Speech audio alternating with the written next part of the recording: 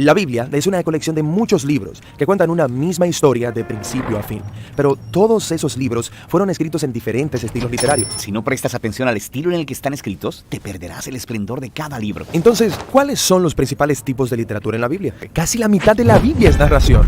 Sí, y esto no es un accidente. Las historias son la forma más universal de comunicación humana. De hecho, nuestros cerebros están diseñados para recibir información a través de historias. Las buenas historias siempre tienen un personaje que quiere algo, y luego, a través de estos personajes, el autor puede explorar las grandes preguntas de la vida, como quiénes somos y qué es lo que verdaderamente importa en la vida. Y una buena historia siempre involucra alguna clase de conflicto. Algún reto que superar, justo como en nuestras propias vidas. Y eso nos obliga a pensar en nuestros propios retos, en por qué hay tanto dolor o decepción en el mundo y qué podemos hacer al respecto.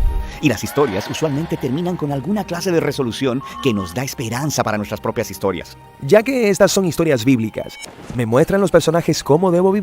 Pues ese no es el punto. La mayoría de los personajes de la Biblia tienen defectos muy profundos. No debería ser como ellos, pero sí debemos vernos a nosotros mismos en ellos, lo que nos ayuda a ver nuestras vidas y nuestros defectos desde una nueva perspectiva. Y sin que te des cuenta, estas historias comenzarán a afectarte y cambiarán la manera en que ves el mundo, a otras personas y a ti mismo. Ahora, hay diferentes tipos de narrativa en la Biblia. Sí, tenemos la narrativa histórica, pero también las parábolas narrativas y las narrativas biográficas cortas, como los 4 evangelios. ¿Sí? Después tenemos la poesía, que honestamente no leo mucho. Sí, como la mayoría de las personas, pero uno de cada 3 capítulos en la Biblia es poesía. Sí, ¿por qué tanta poesía? Bueno, los poemas hablan principalmente a través de un denso lenguaje creativo, uniendo imágenes para ayudarnos a visualizar el mundo de manera diferente. Los poemas usan mucha metáfora para evocar tus emociones y tu imaginación. Mucho lenguaje elegante, pero ¿no sería más fácil simplemente decirme lo que necesito saber? Bueno, pensamos mediante estos caminos familiares que son muy difíciles de escapar a través de la lógica o el razonamiento.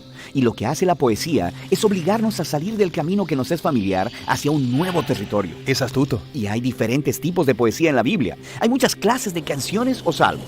Después tenemos la poesía reflexiva de los libros de sabiduría. Y luego tenemos la resistencia apasionada de los profetas. Ok, el último gran tipo literario es el discurso en prosa, que compone 1/4 de la Biblia. Sí, estos son discursos, cartas o ensayos. Y el enfoque aquí es construir una secuencia de ideas o pensamientos en un argumento lineal que requiere una respuesta lógica, como, hey, ¿has pensado acerca de esto? También deberías considerar cómo se conecta con esto otro. Y si haces esto, entonces verás que esto es el resultado y a la luz de esa conclusión, por tanto, probablemente debes dejar de hacer eso para que esto otro sea el resultado. Así que me estás persuadiendo con razonamiento. Sí, el discurso te obliga a pensar lógica y consistentemente y luego hacer algo al respecto. El discurso bíblico se encuentra en los conjuntos de leyes, en la literatura de sabiduría y en las cartas escritas por los apóstoles. Está bien. Entonces cada libro de la Biblia tiene un estilo literario. No, de hecho, la mayoría de los libros tienen un estilo literario primario, como narrativa, por ejemplo. Pero luego, incrustado en la narrativa, encontrarás poemas, parábolas o una colección de leyes. Todo libro bíblico tiene una combinación propia de estilos literarios. Y para leer bien ese libro, necesitas estar familiarizado con cada tipo de literatura y cómo funcionan. Sí, así que sabrás a qué ponerle atención y qué preguntas hacer.